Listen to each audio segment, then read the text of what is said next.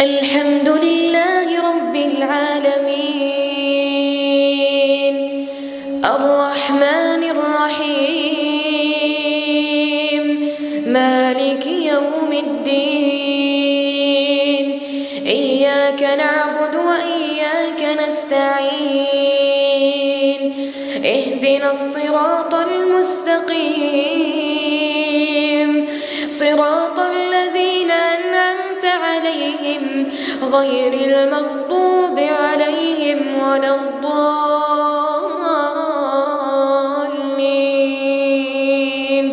آمين.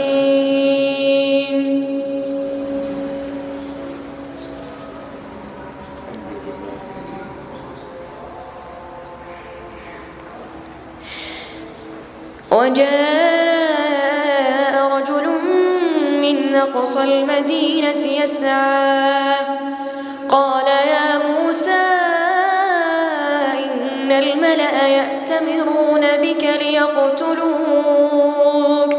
فاخرج إني لك من الناصحين.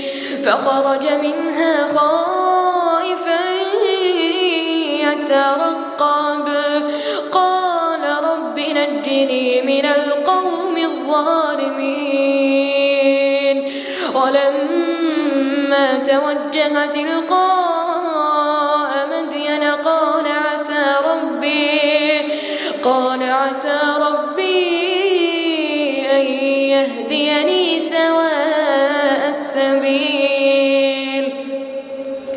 ولما ورد ماء مدين وجد عليه أمة من الناس يسقون ووجد من دونهما امرأتين تذودان قال ما خطبكما قالتا لا نسقي حتى يصدر الرعاء وأبونا شيخ كبير.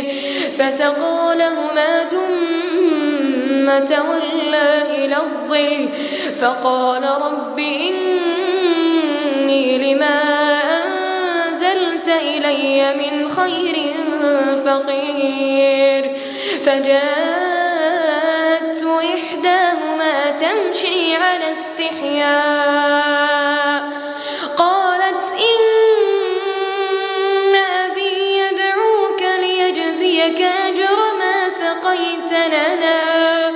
فلما جاءه وقص عليه القصص قال لا تخف نجوت من القوم الظالمين.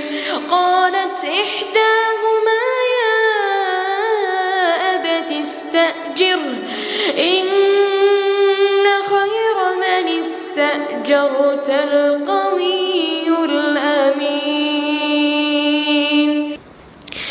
قال إني أريد أن أنكحك إحدى ابنتي هاتين على أن تأجرني 8 حجج فإن أتممت 10 فمن عندك وما أريد أن أشق عليك ستجدني إن شاء الله من الصالحين. قال ذلك بيني وبينك أيما الأجلين قضيت فلا عدوان علي والله على ما نقول وكيل. فلما قضى موسى الأجل وسار بأهله آنس من جانب الطور نارا قال لأهلهم كثوا إني آنست نارا لعلي آتيكم منها بخبر أو جذوة من النار لعلكم تصطلون.